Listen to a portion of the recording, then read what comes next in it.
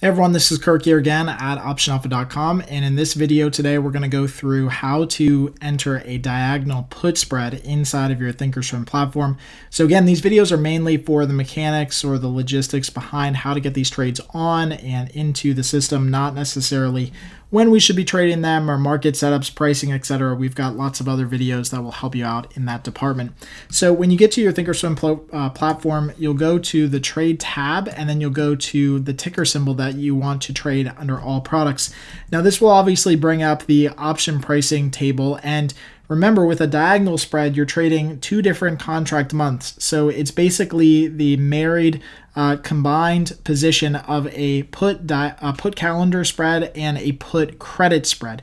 So the way that I think about it is this. I basically show the four strikes here and open up two different months. So we're trading the May and the Aprils. Aprils are going to be our front month or closer month. The May is going to be our back month or further out month. A regular put calendar spread might trade the 234 put in both contract months. So that would be just a regular put calendar spread, the same exact strike. With a put diagonal spread, what we're going to be doing is we're going to be still selling the 234 puts in the April contracts, but instead we're going to be trading a put option or buying a put option a little bit lower in the back month. So we're going to be selling the higher strike in the front month and buying the lower strike in the back month. This is why I kind of open it up like this so you can visually see it. So again, we're not doing the same contract strike price at 234. We're going to be selling the 234 in April and buying the 233 put in May. So that gives us that combined calendar plus a put credit spread type position.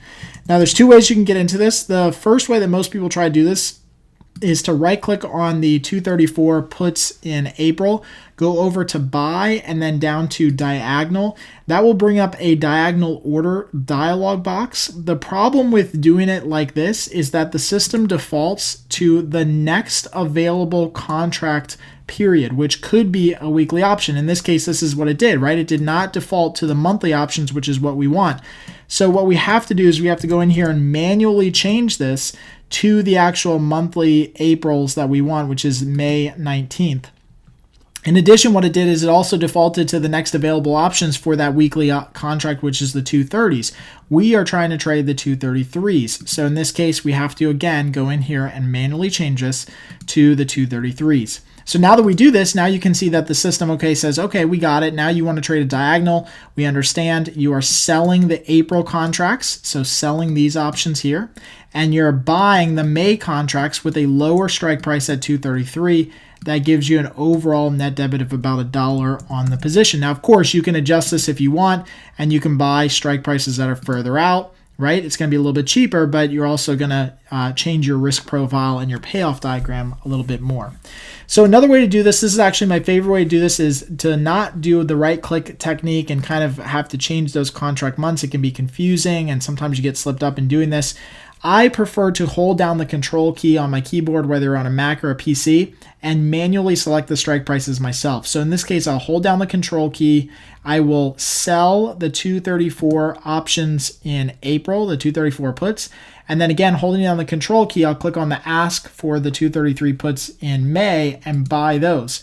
Now notice what the system does. When you hold down control, it automatically associates these trades together as a diagonal spread. And again, you get the exact same pricing without having to do a lot of work around and too much thought process behind kind of doing the drop-down menus and changing strikes and expiration periods, etc. So this for me is a lot easier because you can just boom, boom, 2 clicks and you're done as long as you're holding down the control key. It makes the trade entry process a lot simpler. And again, you can change strike prices from here, but once you have it set up, you know what you're trading. It's a lot easier to get into. So as always, hopefully you guys enjoyed these videos. If you have any comments or feedback, please ask them in the comment section right below. If you enjoyed this video, thought it was helpful in any way, please consider sharing it online. Help spread the word about what we're trying to do here at Option Alpha. And until next time, happy trading.